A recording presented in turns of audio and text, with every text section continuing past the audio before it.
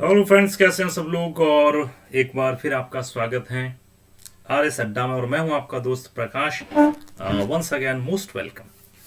तो मित्रों, अपनी जो पॉलिटी की सीरीज चल रही है उसको हम कंटिन्यू करते हैं। और जो लोग अभी तक मुझसे नहीं जुड़े हैं, जुड़ जाएं, क्योंकि पॉलिटी के साथ साथ और भी कई सारे सब्जेक्ट्स अपन उसी गहराई से पढ़ेंगे जैसे अपन ने अनअकैडमी पर और उत्कर्ष क्लासेस में पढ़े हैं।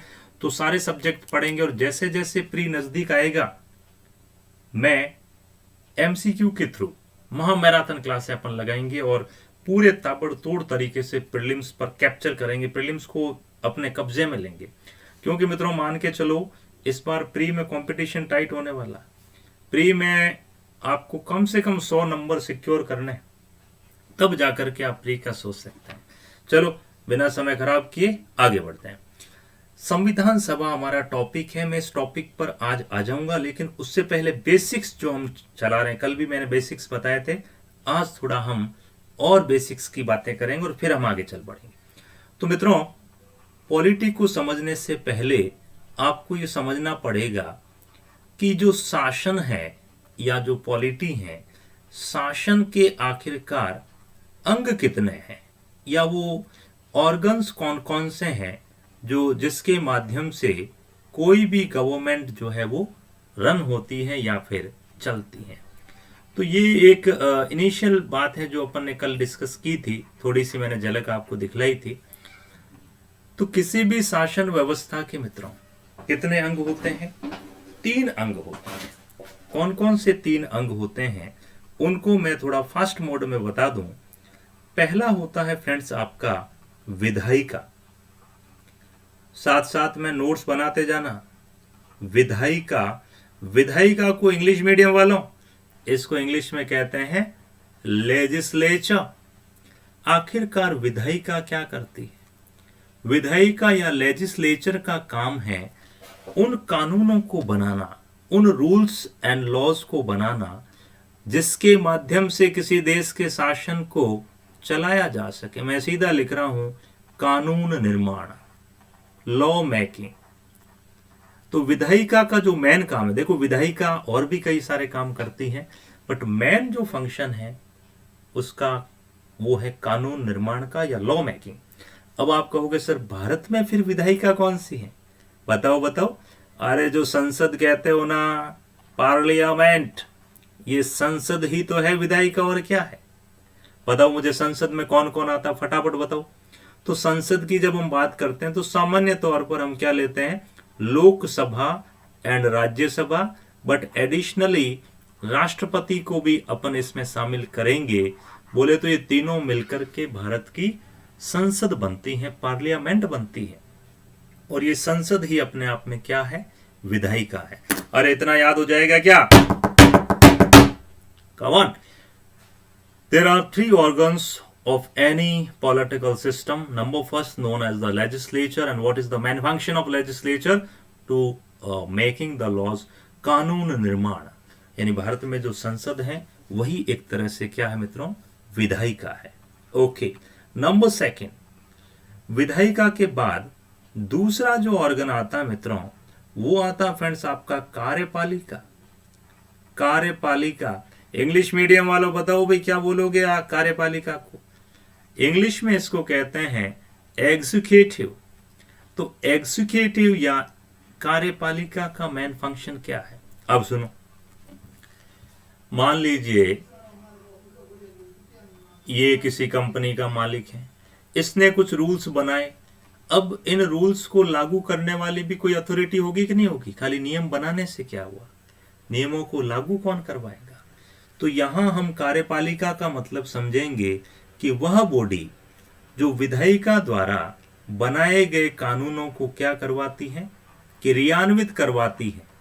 विधायिका द्वारा, मेरे साथ साथ गुनगुनाते जाओ, विधायिका द्वारा निर्मित या बनाए गए कानूनों को लागू करवाती है या क्रियान्वित करती है। लागू करती है या लागू करवाती है या क्रियान्वित करती है। तो पहला हो गया विधायिका, दूसरा हो गया कार्यपालिका। तो कार्यपालिका का फंक्शन है जो ऊपर से रूल्स बने थे उनको क्या करेगी, ये लागू करवाएगी, क्रियान्वित करेगी। भारत में कौन है जरा बताओ कार्यपालिका में? अरे भाई जो सरकार दिख रही है ना, केंद्र सरकार। मैं कह सकता हूं कि जो भारत की सरकार एक तरह से जिसे अपन मोदी सरकार कह रहे हैं, ये केंद्र सरकार ही अपने आप में क्या है, सेंट्रल की कार्यपालिका है, ध्यान रहे। तो विधायिका समझ में आ गया, कार्यपालिका आपको समझ में आ गया। अरे बोलो यस और नो? बिल्कुल आ गया। देन तीसरा और थर्ड वन इंपॉर्टेंट, उसको हम कहते हैं मित्रों न्यायपालिका या जुडिशरी। न्यायपालिका। अब न्यायपालिका क्या करती है मित्रों? न्यायपालिका या जुडिशरी, अभी इसके वैसे तो खूब सारे फंक्शन है। देखो मेन फंक्शन तो न्याय देना है, लेकिन एक्चुअल फंक्शन क्या है? न्यायपालिका भारत में दोहरी भूमिका में है।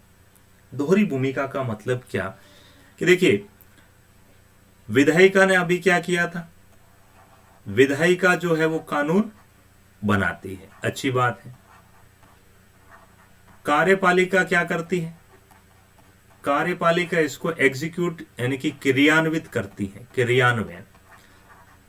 क्रियान्वयन। लेकिन मित्रों अब ये कौन तय करेगा कि जो रूल बनाया गया है वो सही है या गलत है? भाई इसने नियम बना दिया, इसने नियमों को लागू कर दिया, और नियम अगर गलत है, उससे पब्लिक वेलफेयर, लोगों के हितों पर कुठाराघात हो रहा है, तो ये कौन तय करेगा? तो न्यायपालिका एक्चुअल में क्या करती है कि विधायिका द्वारा निर्मित और कार्यपालिका द्वारा क्रियान्वित जो भी लॉज हैं, जो भी आपके कानून हैं, उनको विधि सम्मत यानी वो संविधान की मूल भावना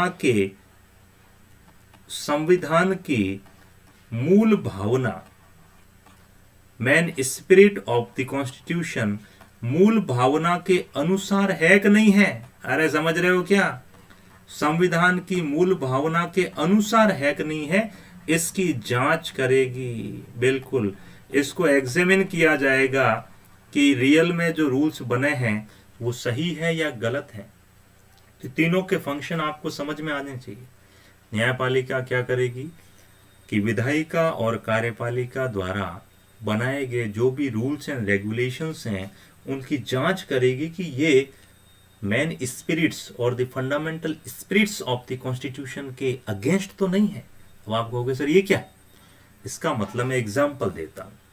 देखिए अभी 2018-19 में अपनी जो संसद है वो एक NJAC, national judicial appointment commission, यानी जजों के अपॉइंटमेंट के लिए उसने एक कमिटी बनाई या एक ऑर्गेनाइजेशन, एक सिस्टम बनाया था। और इसके लिए 99वां संविधान संशोधन जो है वो पारित किया गया। संशोधन 99 constitutional amendment was passed by the parliament. किसके लिए था? वो जुडिशरी के लिए था। लेकिन जुडिशरी ने जब ये देखा कि ये तो हमारी जो फ्रीडम है उसको कम कर रहा है, तो जुडिशरी ने कहा कि ये जो बनाया गया नियम है, ये नियम आपका बिल्कुल गलत है और हम इस पर अब कैंची चलाएंगे साहब। इसको क्या कर दिया? नल एंड वॉइड, बोले तो इसको शून्य घोषित कर दिया। शून्य घोषित कर दिया मतलब क्या हुआ? इसको खारिज कर दिया कि ये बिल्कुल सही नहीं है, इसको आपको वापस ले जाना पड़ेगा। तो आप खुद सोचो, अगर न्यायपालिका नहीं होती तो ये कौन तय करता कि जो कार्यपालिका और विधायिका जो काम कर रही है। अभी कल को मोदी जी के जज जाए कि नहीं यार अपन तो जोधपुर को दे देते हैं, इधर पाकिस्तान में दे सकते हैं, एक बार दे भी देंगे, लेकिन आखिरकार तो जैसे कृषि बिल वापस कैसे लेने पड़े, क्योंकि लोग पहुंच जाएंगे कोर्ट में, और जब कोर्ट ये देखेगा कि ये काम गलत हो रहा है तो फिर उसको वापस करना पड़ता है। ये क्वेश्चन मित्रों अगर आरएस प्री का पेपर इस बार देखा आपने तो ये सेम क्वेश्चन अभी पूछा गया था इस बार के आरएस प्री 2021 में कि एनजे 99वां संविधान संशोधन किससे रिलेटेड था? तो ये था जजों के अपॉइंटमेंट से, और इसको खारिज कर दिया था किसने? बोलो, न्यायपालिका ने, क्योंकि ये संविधान की भावना के विरुद्ध था। तो क्या ये तीनों बातें आपके समझ में आई क्या? बोलो ना, शर्मा क्यों रहे हो? बोलो, टेस्ट तो जल्दी बोलो। कौन है जो कानून बनाती है? अरे जोर से बोलो, आवाज नहीं आई। कौन? अच्छा, विधायिका। Very good. कौन है जो बनाए गए कानूनों को क्रियान्वित करती है? कौन? वाह, वेरी गुड। कार्यपालिका। अच्छा, कौन है जो जांच करती है कि कानून सही है या गलत है? बहुत बढ़िया, न्यायपालिका। तो ये तीनों बातें आपके दिल और दिमाग में बैठ जानी चाहिए। थोड़ा मैं जलपान कर लूं मित्रों, फिर अपन आगे बढ़ते हैं। अच्छा, बाकी सब कैसे हैं आप लोग? घर में सब राजी खुशी? तो मित्रों, तैयारी जारी रखें और हार नहीं माननी है। जब तक तोड़ेंगे नहीं तब तक छोड़ेंगे नहीं।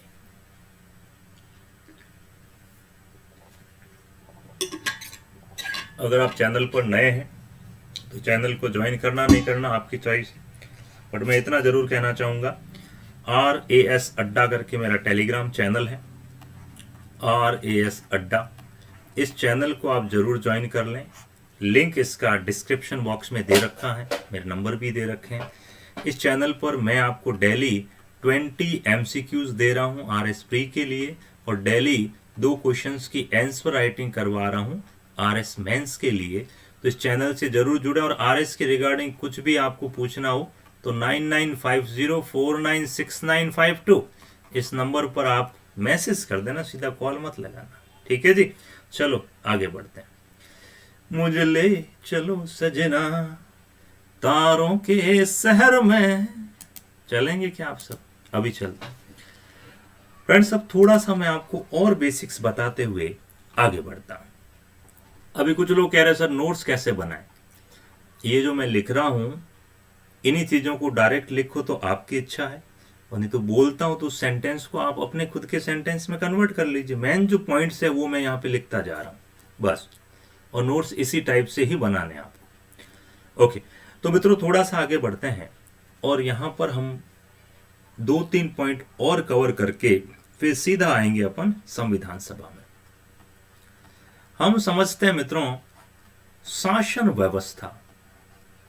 अब यहां से पहला क्वेश्चन जो दमदार बनता और कई बार पूछा गया है कि भारत में किस प्रकार की शासन व्यवस्था है? ऑप्शंस में दे रहा हूं, अध्यक्षात्मक, संसदीय शासन व्यवस्था, या दोनों में से कोई नहीं। अरे बोलो जोर से, आवाज नहीं आई। बहुत बढ़िया, भारत में है मित्रों संसदीय शासन व्यवस्था। बहुत अच्छे। तो संसदीय शासन व्यवस्था आखिर होती क्या, थोड़ा सा दिमाग में रखना है। क्या इंडिया में पार्लियामेंट्री गवर्नमेंट सिस्टम है, संसदीय शासन व्यवस्था। अब संसदीय शासन व्यवस्था से आपको एक मैं डायग्राम ड्रॉ करके, थोड़ा आपको कंफ्यूजन है आपके दिमाग में, मुझे पता है, उसको दूर करता हूं। और दूसरा एग्जांपल मैं लूंगा अमेरिका, USA। अमेरिका में क्या सिस्टम है मित्रों बताओ? अमेरिका के अंदर है मित्रों प्रेसिडेंशियल शासन व्यवस्था, या सिंपली जिसे अपन कहते हैं अध्यक्षात्मक शासन व्यवस्था। अध्यक्षात्मक शासन व्यवस्था। तीसरा मैं एग्जांपल लूंगा ब्रिटेन का। इंग्लैंड या फिर ब्रिटेन में क्या व्यवस्था है भाई? तो वहां पर भी संसदीय शासन व्यवस्था ही है, संसदीय। तो अब यहां से सवाल बनता है मित्रों कि आखिरकार हमने संसदीय शासन व्यवस्था क्यों ली?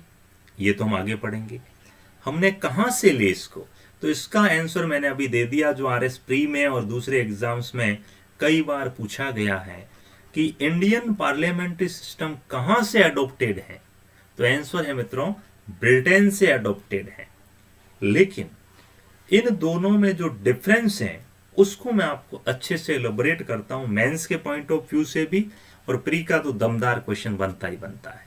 क्या मैं 2 डायग्राम बनाऊंगा, आपको बताना है भारत के रेस्पेक्ट में कौन सा सही है। आओ। बन्ना रे बाग में झूला गालिया, क्यों गालिया भाई? नहीं गालना चाहिए इस तरह, पर गाल दिया तो गाल दिया। देखिए, एक तो है आपका सिंपल ये डायग्राम, समथिंग लाइक दिस।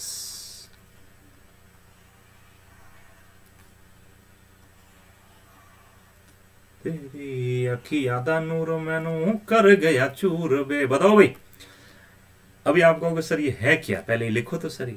तो मैं देखो सिंपली लिख रहा हूं, ये है विधायिका लेजिस्लेचर, ये है कार्यपालिका और ये है जुडिशरी न्यायपालिका। अगेन कार्यपालिका, विधायिका और न्यायपालिका। मुझे बताइए आप डायग्राम ए और डायग्राम बी में इंडिया के रेस्पेक्ट में कौन सा सही है?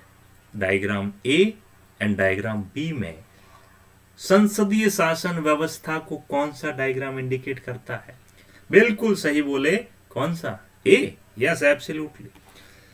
ये जो डायग्राम है मित्रों, ये दिखाता है संसदीय शासन व्यवस्था को, संसदीय व्यवस्था। और ये जो दूसरा वाला मैंने डायग्राम बनाया है, ये दिखाता है अध्यक्षात्मक या प्रेसिडेंशियल शासन व्यवस्था। अध्यक्षात्मक या फिर प्रेसिडेंशियल शासन व्यवस्था। तो मुझे बताएं जरा, अब ये इंडिकेट क्या कर रहा है? अच्छा एक चीज बताओ आप मुझे, क्या संसद में लोकसभा शामिल है? आप कहोगे सर क्या बेहुदा सवाल है ना? अमेरिका में भी है। अमेरिका में संसद के अंदर है, लेकिन थोड़ा सा फर्क है। फर्क क्या है? देखो, जब भी हम बात करेंगे संसदीय व्यवस्था की, तो आप देख सकते हैं विधायिका के अंदर ही कौन घुसी हुई है? कार्यपालिका। ध्यान रहे, मैं एक लाइन लिखूंगा, बताइएगा सही है गलत है, कि इस व्यवस्था में जो कार्यपालिका है,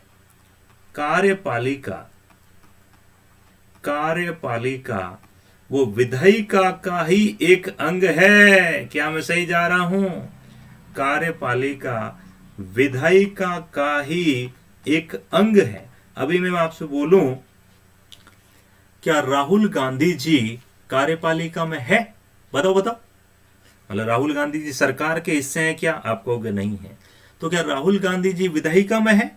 बिल्कुल है साहब। क्या मोदी जी कार्यपालिका में है? बिल्कुल है। क्या वो विधायिका में भी है? बिल्कुल है। तो मैं जब इसकी बात कर रहा हूं ना, ये वाला पोर्शन, ये बेसिकली और कुछ नहीं, जो भारत की सरकार चल रही है ना, वही है। तो मैं कह सकता हूं इंडिया में जो सरकार बनती है वो संसद से ही आती है। That's all. ध्यान रखना, इंडियन सिस्टम में हमारी सरकार संसद का ही एक भाग है, जबकि जुडिशरी सेपरेट है। लेकिन आप यहां देख सकते हैं क्या, इन सब में शक्तियों का पृथक्करण आपको दिखेगा। अल्टीमेटली पृथक्करण। यहां कार्यपालिका का विधायिका से कोई लेना देना नहीं, न्यायपालिका से कोई लेना देना नहीं। कार्यपालिका अलग काम करती है, विधायिका अलग काम करती है, न्यायपालिका अलग काम करती है। तो अब मेरा एक क्वेश्चन है जिसका आंसर आप मुझे देंगे, और वो क्वेश्चन ये है कि वास्तविक रूप से शक्ति पृथक्करण का नियम, वास्तविक रूप से शक्ति पृथक्करण का नियम या शक्ति पृथक्करण का सिद्धांत किस देश के संविधान में आपको देखने को मिलता है? कम ऑन, इंडिया, अमेरिका या Britain? Answer. Real separation of power principle is shown in which of the constitution? आपका आंसर होगा अमेरिका। ध्यान रहे, अमेरिका के अंदर आप देख सकते हैं तीनों अंग जो है वो अलग अलग हैं। यूएसए में वास्तविक शक्ति पृथक्करण के सिद्धांत का पालन हुआ है। देखो, कोई भी एक दूसरे के अंदर ओवरलैप नहीं कर रहा, जबकि यहां पर भारत में तो शक्ति पृथक्करण कैसे, कार्यपालिका विधायिका में घुसी पड़ी है, तो विधायिका कार्यपालिका को प्रभावित करेगी और कार्यपालिका विधायिका को प्रभावित करेगी। तो भारत में वास्तविक शक्ति पृथक्करण के सिद्धांत का पालन नहीं हुआ है, अंशतः हुआ है। एग्जैक्टली शक्ति पृथक्करण का सिद्धांत अमेरिका में है, और इस सिद्धांत को अमेरिका के सिनेरियो में चेक्स एंड बैलेंस कहा जाता है। चेक्स एंड बैलेंस का प्रिंसिपल। तो ये वर्ड कई बार पूछा गया है। चेक्स एंड बैलेंस पद निम्न में से किस संविधान के लिए लागू होता है? तो मैं मित्रों बता दूं, इसमें इसको हिंदी में कहते हैं अपन नियंत्रण व संतुलन। नियंत्रण व संतुलन का सिद्धांत, हिंदी मीडियम वालों, नियंत्रण व संतुलन का प्रिंसिपल निम्न में से किस संविधान से रिलेटेड है? Your answer will be American constitution. याद रह जाएगा क्या? 2 क्वेश्चन दमदार बताए मैंने। वास्तविक शक्ति पृथक्करण का सिद्धांत किस देश में लागू होता है? अमेरिका में। भारत में होता है बट अंशतः। क्यों भारत में आखिरकार ऐसा क्यों? ऐसा इसलिए है मित्रों, क्योंकि हमारे यहाँ पर जो विधायिका और कार्यपालिका वो एक दूसरे से ओवरलैप सिचुएशन में है, इसलिए हम वास्तविक शक्ति पृथक्करण अमेरिका से जोड़ेंगे। ब्रिटेन में भी ऐसा ही है संसदीय मॉडल, तो वहां भी नहीं है। तो ध्यान रखना, ये दोनों बातें क्या आपके समझ में आ गई? अब यहां से एक और क्वेश्चन, मेरा दूसरा सवाल है, क्या अमेरिका का राष्ट्रपति और भारत का राष्ट्रपति दोनों की शक्तियां बराबर है? बताओ आप ऑर्गेनाइजर, कैसे हो सकता है? हमारे राष्ट्रपति इंटरनेशनल लेवल पे इतने चमके हुए नहीं रहते, खाली नाम है, ठप्पा है। हाँ, द्रौपदी मुर्मू। हमारे प्रधानमंत्री चमके हुए रहते हैं, बट अमेरिका में कभी सुना क्या अमेरिका के प्रधानमंत्री भारत आ रहे हैं, अमेरिका के राष्ट्रपति भारत आ रहे हैं? दूसरा डिफरेंस जो है भारतीय सिनेरियो में और अमेरिकन सिनेरियो में, भारत का जो शासन प्रधान है या कार्यपालिका का प्रमुख है, इंडिया में भारत में कार्यपालिका का प्रमुख कौन होता है? बताओ जल्दी बोलो। कार्यपालिका का संवैधानिक प्रधान हो, कार्यपालिका का संवैधानिक प्रधान कौन होता है? Constitutional head. तो संवैधानिक प्रधान जो है भारत में, वो मित्रों होता हमारे राष्ट्रपति जी। लेकिन क्या राष्ट्रपति नाम मात्र के हैं कि वास्तविक प्रधान है? तो भारत में राष्ट्रपति जो है मित्रों वो नॉमिनल हेड है, डिफैक्टो नहीं, नाम मात्र के, केवल कागजों तक सीमित है। रियल में काम कौन करता है भारत में? प्रधानमंत्री। तो हमारे यहां पर जो वास्तविक प्रधान है मित्रों, वो कौन है? वास्तविक प्रधान है अपने प्रधानमंत्री जी, प्रधानमंत्री। और आपने किसके इलेक्शन में वोट किया था? अभी द्रौपदी मुर्मू को आपने चुना था? नहीं, आम जनता भारत जैसे संसदीय प्रधान देशों में राष्ट्रपति चुनाव में भाग नहीं लेती है, बट प्रधानमंत्री चुनाव, जिसे हम आम चुनाव कहते हैं, उसमें हम भाग लेते हैं। तो हम प्रधानमंत्री को चुनते हैं। जबकि अगर मैं यूएसए की बात करूं, अमेरिका में वहां का जो राष्ट्रपति है वो वास्तविक प्रधान है। ध्यान रखना, राष्ट्रपति वहां पर वास्तविक प्रधान है, रियल हेड है। हमारे यहां जो रोल अपने प्रधानमंत्री जी का है, उससे भी ज्यादा रोल वहां के राष्ट्रपति का है। यानी वहां राष्ट्रपति सर्वे सर्वा है, जबकि संसदीय व्यवस्था में हम प्रधानमंत्री को तवज्जो देते हैं। इतना आपको समझ में आ गया है क्या? बोलो जय बाबेरी, बोलो बोलो बोलो जय बाबेरी। बहुत बढ़िया। फिर यहां से 2 क्वेश्चन और बनेंगे छोटे छोटे मित्रों। पहला सवाल मेरा, सबसे ज्यादा शक्तिशाली, सर्वोच्च शक्तिशाली किस देश की संसद है? बताइए। सर्वोच्च शक्तिशाली, the most powerful parliament which of the country? सर्वोच्च शक्तिशाली संसद किस देश की है? यह मेरा पहला क्वेश्चन है, आंसर करिएगा। दूसरा, सर्वोच्च शक्तिशाली न्यायपालिका किस देश में है? यानी जुडिशरी जो है वो मोस्ट पावरफुल है। तो मित्रों, पहले सवाल का आंसर क्या है? पहले सवाल का आंसर है ब्रिटेन। Yes, Britain, England. जबकि दूसरे सवाल का आंसर है आपका अमेरिका, यूएसए। तो भारत कहां गया? देखिए मित्रों, आप कहोगे सर ब्रिटेन में संसद सर्वे सर्वा है। बिल्कुल है, संसद चाहे तो न्यायपालिका के जो भी निर्णय हैं उनको 1 मिनट में दत्ता बता देती है। इवन दैट संसद के कुछ सदस्य ही न्यायपालिका में होते हैं। वहां पर हाउस ऑफ लॉर्ड, जिसे वहां राज्यसभा कहते हैं, उसके मेंबर ही वहां न्यायपालिका में मुखिया बना बैठे। हमारे यहाँ ऐसा थोड़ी, न्यायपालिका बिल्कुल अलग है। अमेरिका के अंदर न्यायपालिका मोस्ट पावरफुल है, वो राष्ट्रपति को भी छींके अड़ा देती है। तो ये दोनों तो सुप्रीम कंडीशन है। The super most parliament Britain में, सुपर मोस्ट जुडिशरी अमेरिका में। तो भारत में क्या है? हम हमेशा बुद्ध की तरह मध्यम मार्ग अपनाते हैं। तो भारतीय सिनेरियो में हम अगर बात करें तो भारत में दोनों में संतुलन है। संसद और न्यायपालिका, संसद व न्यायपालिका में संतुलन बिठाया है। बताओ एग्जाम्पल बताओ, न्यायपालिका में आपस में संतुलन बिठा के चलते हैं। एग्जाम्पल बताओ मित्रों, मैं आपको शानदार एग्जाम्पल बताता हूं जो आपने देखे भी होंगे कि देखो बात है 1985-86 की, 1985। आपने शाहबानो केस सुना होगा, ये क्वेश्चन भी आपके एग्जाम्स में पूछा गया है, शाहबानो केस। तो शाहबानो केस में क्या हुआ था मित्रों, बुजुर्ग महिला थी 60-65 साल की और उसके पति ने कह दिया तलाक तलाक तलाक, ट्रिपल तलाक। शाहबानो के भाई इस उम्र में कहाँ जाऊंगी भाई, तलाक देना था तो मेरी जवानी में देता, कि तलाक है साहब।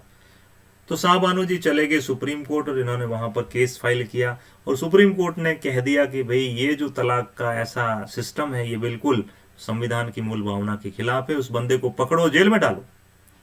यानी ट्रिपल तलाक को बैन कर दिया गया, उसे असंवैधानिक घोषित किया गया और ट्रिपल तलाक को कानूनी अपराध बताया गया। जो अभी 2019-20 में मोदी गवर्नमेंट के आने के बाद हुआ, ये ट्रिपल तलाक उस समय 1985 में भी हो गया था और उस समय सरकार किसकी थी, कांग्रेस की सरकार थी, राजीव गांधी की सरकार। तो पूरे देश में भाई साहब हु हल्लड़ हुआ और हु हल्लड़ हुआ तो सांप्रदायिक दंगों का भी थोड़ा असर बैठने लगा, तो राजीव गांधी सरकार प्रेशर में आ गई और इन्होंने सुप्रीम कोर्ट द्वारा दिए गए इस निर्णय को खारिज कर दिया। यानी एक तरह से मैं कह सकता हूं न्यायपालिका के इस निर्णय को, न्यायपालिका का निर्णय क्या था बताओ, न्यायपालिका का निर्णय था कि ट्रिपल तलाक जो है वो अवैध है, ट्रिपल तलाक अवैध है और इस तरीके से तलाक तलाक करना कानूनन अपराध और ऐसा जो कोई करेगा उसको जेल में डालो। लेकिन इंटरनल पॉलिटिक्स के कारण संसद के द्वारा यानी राजीव गांधी सरकार द्वारा इस निर्णय को क्या कर दिया गया मित्रों, निरसित कर दिया गया या मैं कह सकता हूं खारिज कर दिया गया, ये निर्णय बदल दिया गया। तो आपको सर ऐसा कैसे हो सकता है, अरे हुआ है भाई साहब, हुआ है। तो बताओ मुझे इस केस में आपको ज्यादा दमदार कौन लगा, संसद या फिर सुप्रीम कोर्ट? तो ऑब्वियस है इस केस में जो है वो सुपर मोस्ट कौन रही है, संसद। तो ये मामला है जब संसद दमदार है। लेकिन अभी जो मैंने बताया था चंद लम्हे पहले, एनजेएसी वाला मुद्दा बताया था, ये एनजेएसी वाला मुद्दा, इसमें क्या किया था, कार्यपालिका एक कानून बना के लाई थी लेकिन न्यायपालिका ने इसे खारिज कर दिया, न्यायपालिका ने इसे खारिज कर दिया। तो बताओ यहां पर कौन दमदार हुआ, न्यायपालिका ने इसे खारिज कर दिया, बिल्कुल। तो आप कहोगे सर यहां तो दमदार आपकी न्यायपालिका है। तो इस सिचुएशन में आप देख सकते हैं कि सुप्रीम कोर्ट सर्वोच्च रहा है। तो मैं मान सकता हूं ना कि कुछ मामलों में संसद सर्वोच्च है, वहीं कुछ मामलों में न्यायपालिका सर्वोच्च है। तो हमारे यहां पर हम बैलेंस बिठा के चलते हैं दोनों में। जबकि अमेरिका में पूरी तरह से वहां की जुडिशरी, जबकि ब्रिटेन में वहां पर पावरफुल है कौन, वहां की संसद। तो ये चीज आपको ध्यान रखनी है।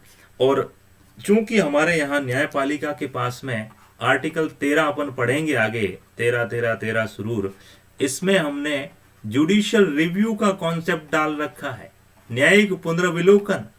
यानी कोई भी अगर रूल्स रेगुलेशन बनेगा तो सुप्रीम कोर्ट पुनर्विलोकन इस आर्टिकल का प्रयोग करके, खाली ये एक ही नहीं है जुडिशियल रिव्यू, और भी कई आर्टिकल्स में, बट मेन है आपका आर्टिकल 13 में ये दे रखा है कि अगर हमें लगेगा कि ये मामला गड़बड़ है तो हम जुडिशियल रिव्यू करेंगे और गलत चीज को हम खारिज करेंगे।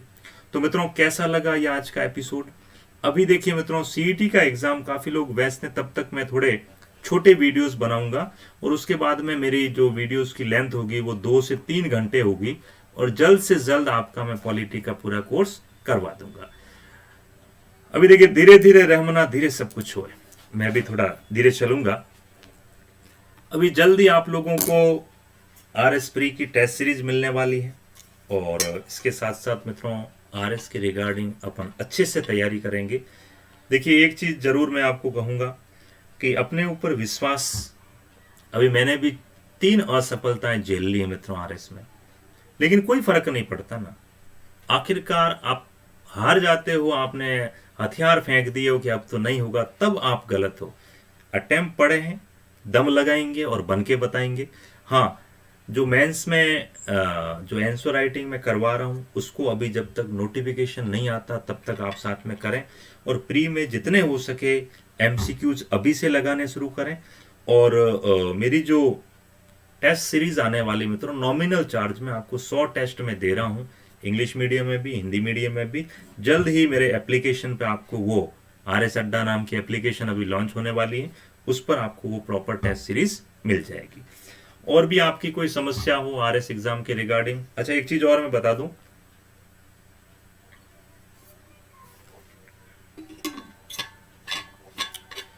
क्या आप सच में आरएस बनना चाह रहे हैं?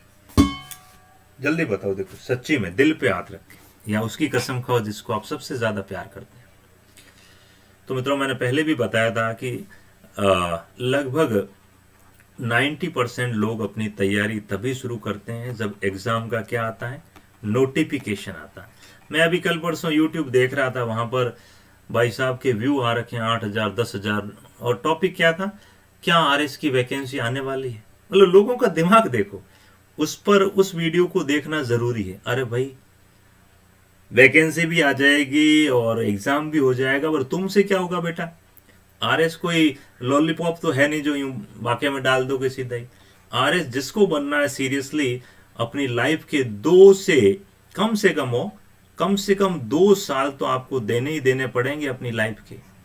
2 इयर्स डेडिकेटली जब तक आप नहीं देंगे, मैं गारंटी लेता हूं कि कोई विरला हो अलग बात है, लाखों में कोई 1-2 हो जाते हैं, तो अपवादों को हम सिद्धांत तो नहीं बना सकते ना। अमूमन आपको 2 साल अच्छी खासी मेहनत करनी पड़ेगी, क्योंकि लगभग 14-15 महीने तो आपको लगेंगे सिलेबस कवर करने में। भाई साहब, खाली पढ़ना थोड़ी, याद भी करना, लिखना है मेंस में। तो खाली प्री निकालने, प्री में तो 15,000 लोग पास होते हैं, मेंस में सिर्फ 3,000 फिर 1,000। तो मेरे कहने का मतलब कंपटीशन बहुत टाइट है मित्रों, और आप जब जागो तब सवेरा। अगर ठाना है दिल से तो अभी से तैयारी शुरू करें। डेली आंसर राइटिंग में करवा रहा हूँ, टेलीग्राम चैनल का लिंक डिस्क्रिप्शन बॉक्स में है, चैनल को ज्वाइन करें और जितना हो सके थोड़ा मेरा भी फायदा करवाएं, अपना अपना ही फायदा देख रहे हो। Okay, thank you so much, have a very very lovely night, good night.